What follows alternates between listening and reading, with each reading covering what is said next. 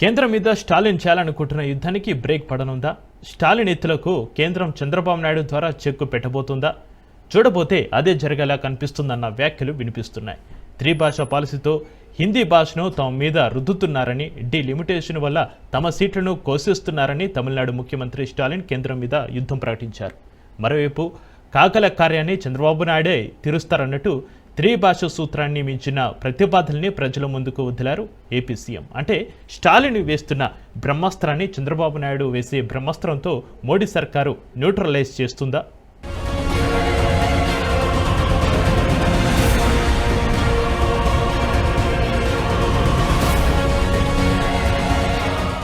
ఉత్తరాది మీద దక్షిణాది వారు ఉత్తదేనా? స్టాలిన్ అస్త్రాన్ని చంద్రబాబు న్యూట్రలైజ్ చేస్తారా? చంద్రబాబు ఏం చెప్పారు? స్టాలిన్ ఎత్తుగడ ఏంటి? మిగతా అన్ని రాష్ట్రాల కన్నా తమిళనాడు ఎంతో ప్రత్యేకమైంది అని చెప్పడానికి ఆ రాష్ట్ర ముఖ్యమంత్రి స్టాలిన్ మొదటించి ప్రయత్నిస్తున్నారు. అందుకు ఇప్పటికే అక్కడ హిందీ మీద ఉన్న వ్యతిరేకతను మరోసారి తిరుగులేని అస్త్రంగా వదిలేందుకు యుద్ధ సన్నాహాలు చేస్తున్నారు. వచ్చే సంవత్సరం తమిళనాడు అసెంబ్లీకి ఎన్నికలు ఉన్న దర్మిలా కేంద్రం మీద వ్యతిరేకతతోనే గట్టెక్కాలని పథకరచన చేస్తున్నారనే వ్యాఖ్యలు పొలిటికల్ సర్కిల్స్ నుంచి వినిపిస్తున్నాయి. జాతీయ విద్యా విధానంలో భాగంగా హిందీని తమపై రుద్దుతున్నారని, హిందీ వల్ల తమిళానికి ప్రమాదం ఏర్పడుతుందని ఓ ఉద్యమం మొదలుపెట్టారు స్టాలిన్.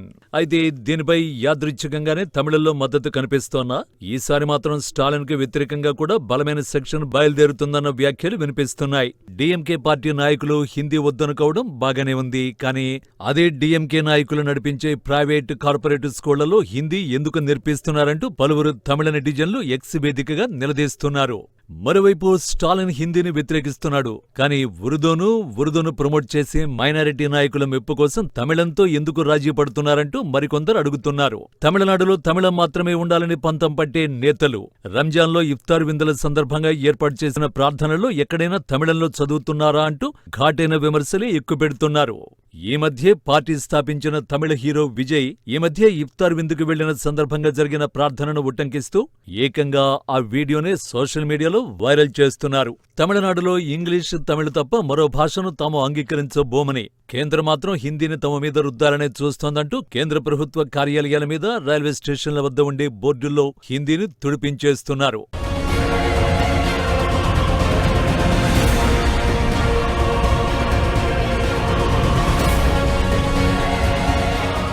అందుకు విరుగుడుగా బీజేపీ నాయకుడు అన్నామలై ఆధ్వర్యంలో స్టాలిన్ సర్కారుకు వ్యతిరేకంగా సంతకాల సేకరణ ఉద్యమం నడుస్తోంది. అయితే హిందీకి వ్యతిరేకంగా నడిచిన ఉద్యమాల చరిత్ర సుదీర్ఘంగా ఉండడమే కాక హిందీ వ్యతిరేకత ఆధారంగానే తమిళనాడు పార్టీలు ఉనికి చాటుకుంటూ వస్తున్నాయి. ఇప్పుడు కూడా అది మినహా మరో అస్త్రం లేదని స్టాలిన్ భావిస్తున్నారు. దాంతోపాటు వచ్చే సార్వత్రిక ఎన్నికల నాటికి డీలిమిటేషన్ ప్రక్రియ ద్వారా సీట్ల సంఖ్య మారుతుందని, అయితే ఉత్తరాది కంటే దక్షిణాది రాష్ట్రాలే ఇప్పటి వరకు జనాభా నియంత్రణ పాటిస్తూ వచ్చాయని, అందువల్ల జనాభా ప్రాతిపదికన తీసుకుంటే ఉత్తరాదికి సీట్లు పెరిగి దక్షిణాదికి తగ్గుతాయని, అది తమకు సమ్మతం కాదంటూ స్టాలిన్ ఓ సరికొత్త ఈక్వేషన్ తీసుకొచ్చారు. ఇందుకోసం దక్షిణాది రాష్ట్రాలన్నీ కూడా అన్యాయానికి గురవుతాయని, అందువల్ల దక్షిణాదిలో ఉన్న 7 రాష్ట్రాలు జేఏసీగా ఏర్పడి కేంద్రం మీద పోరాడాలంటూ ప్రయత్నాలు చేస్తున్నారు.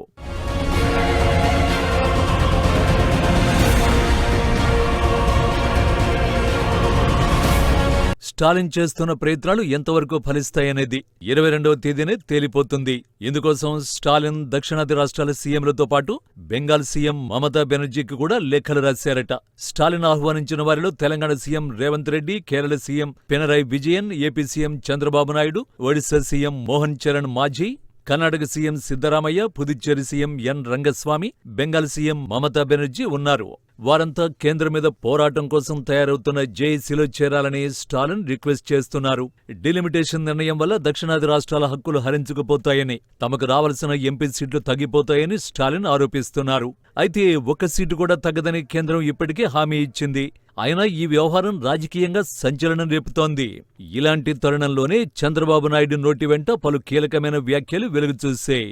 అదే ఇప్పుడు స్టాలిన్ యత్నాలకు గండి కొడుతుందా, లేక స్టాలిన్కు మద్దతుగా నిలిచి కేంద్రాన్ని ఇబ్బంది పెట్టే పాచికల్లో చంద్రబాబు నాయుడు భాగస్వామి అవుతారా అన్న అభిప్రాయాలకు అవకాశం కల్పిస్తోంది. ఈ సందర్భంగా ఇంతకీ చంద్రబాబు నాయుడు ఏమన్నారో వినడం interesting point.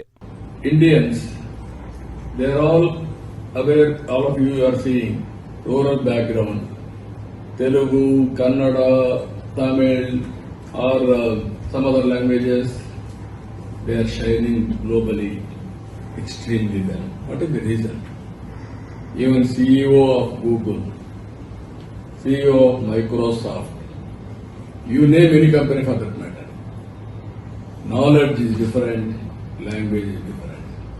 Now I am going to promote 10 languages. Every university, 5 to 10 languages, international languages, you study and go and work there. They need your services. Not only 3 languages, multi-languages. Chandrababu Naidu latest గా రాష్ట్రంలో తాను ఓ కొత్త policy తీసుకురాబోతున్నట్టు ప్రకటించారు. ఏపీలో గత ప్రభుత్వ హయాంలో మొత్తం ఇంగ్లీష్లోనే పరిపాలన చేస్తున్నట్టుగా బిల్డప్ ఇచ్చారని, కానీ జ్ఞానం వేరు, భాషా నైపుణ్యం వేరంటూ తనదైన అబ్జర్వేషన్ను అద్భుతంగా ఆవిష్కరించారు చంద్రబాబు నాయుడు. రాష్ట్రంలో తాము 3 భాషలకు మాత్రమే పరిమితమవడం లేదని, ఏకంగా 10 భాషల్ని ప్రమోట్ చేయబోతున్నామని వ్యాఖ్యానించడం ఆసక్తికరంగా మారింది. ఇది నేరుగా స్టాలిన్ మీద అటాక్ చేయడమే అంటున్నారు రాజకీయ పరిశీలకులు. ఏపీలో తెలుగు, ఇంగ్లీష్, హిందీ త్రిభాషా విధానం తప్పకుండా అమలు చేస్తామని, అదేవిధంగా రాష్ట్రంలోని అన్ని యూనివర్సిటీల్లో 10 భాషలు నేర్చుకునేలా విద్యార్థుల్ని ప్రోత్సహిస్తామని అనౌన్స్ చేశారు చంద్రబాబు. దానికోసం ప్రణాళికలు కూడా రచిస్తున్నట్టు చెప్పుకొచ్చారు. అలాగే 5 నుంచి 10 అంతర్జాతీయ భాషల్ని కూడా ఏపీలో ప్రవేశపెట్టబోతున్నామంటూ అందరినీ ఆశ్చర్యపరచడం విశేషం. భారతీయులు చాలా తెలివైన వారని, తాము నేర్చుకున్న విజ్ఞానాన్ని ప్రపంచంలో అవసరమైన ఏ ప్రాంతానికైనా వెళ్లి అక్కడి భాషలో పనిచేసుకునేంత నైపుణ్యం ఉందన్నారు.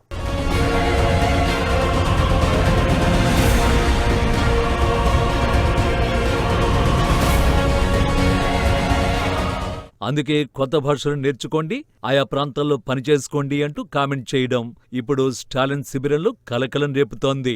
3 భాషలే కాదు, బహుభాషా విధానమే తమ ప్రాముఖ్యత అంటూ నొక్కి చెప్పడం ఖచ్చితంగా స్టాలిన్ కు చెక్ పెట్టడమే అంటున్నారు. అక్కడితో ఆగకుండా మరింత స్పెసిఫిక్ గా భారతదేశమంతటా మెరుగైన కమ్యూనికేషన్ కోసం విద్యార్థులు హిందీ నేర్చుకోవాలని చంద్రబాబు కొండ బద్దలు కొట్టడాన్ని బట్టి చూస్తే ఇది రాజకీయ మేధావుల్లోనూ చర్చకు దారితీస్తోంది. దేశ ప్రజలతో కలిసిపోవడానికి హిందీ భాష నేర్చుకోవడంలో తప్పేమీ లేదని చంద్రబాబు నాయుడు వ్యాఖ్యానించడం తమిళనాడు సీఎం స్టాలిన్ కు ఖచ్చితంగా కౌంటరే అంటున్నారు. ఇలాంటి తరుణంలో మార్చి 22న చెన్నైలో జరిగే సమావేశంలో స్టాలిన్ ప్రతిపాదనలకు ఎంతమంది మద్దతునిస్తారు, ఎంతమంది సెపరేట్ గా ఉంటారనేది ఆసక్తి రేపుతోంది. కేంద్రానికి వ్యతిరేకంగా జరిగే ఈ పోరాటంలో స్టాలిన్ తో పాటు కేరళ సీఎం పినరయి విజయన్, కర్ణాటక సీఎం సిద్ధరామయ్య కలిసి వచ్చే అవకాశాలు ఉన్నాయంటున్నారు.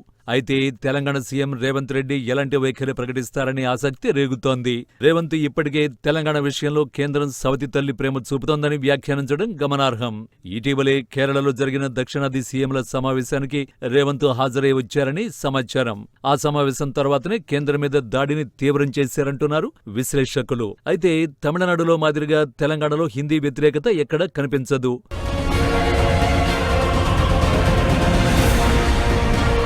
మరోవైపు కేంద్రం నుంచి రావాల్సిన నిధుల విషయంలో రేవంత్ ఓ ప్రత్యేకమైన పంథా అనుసరిస్తున్నారు. మోడీతో భేటీ సమయంలో ఆయన పొగుడుతూ రాజకీయాల్లో మాత్రమే తాము కేంద్రంతో విభేదిస్తామని, రాష్ట్రాల ప్రయోజనాల విషయంలో అభివృద్ధికే టాప్ ప్రయారిటీ ఇస్తామని తేల్చి చెప్పడం విశేషం. ఇక ఏపీ విషయానికొస్తే ఏపీలో హిందీ పెద్దగా చలామణిలో లేకపోయినా హిందీ మీద ఎవరికీ తీవ్రమైన వ్యతిరేకత లేకపోవడం గమనార్హం. అక్కడ ఎవరు హిందీ వ్యతిరేక అంశాన్ని ఎత్తుకునే ఛాన్సే లేదు. మరోవైపు చంద్రబాబు ఆల్రెడీ ఎన్డీఏ కూటమిలోనే ఉన్నారు. కూటమి ఎజెండాతోనే ముందుకు సాగుతున్నారు. అందులో భాగంగానే ఇప్పుడు త్రిభాషా సూత్రావళిని మించి మల్టీ లాంగ్వేజెస్ అవసరమని, దేశంలో ఎక్కడ పనిచేయాలన్నా హిందీ అవసరమంటూ డిక్లేర్ చేయడం గమనించాలంటున్నారు విశ్లేషకులు. మరోవైపు AP deputy CM Pawan Kalyan కూడా ఎన్డీఏ పెద్దల ఎజెండాను భుజాన వేసుకున్నారంటే అతిశయోక్తి కాదేమో. తమ ఇద్దరి మధ్య ఇలాంటి పొరపచ్చాలు లేవని, తాను చంద్రబాబుకు పూర్తి మద్దతుగా ఉన్నానని అనేక సందర్భాల్లో పవన్ క్లారిటీ ఇవ్వడం విశేషం.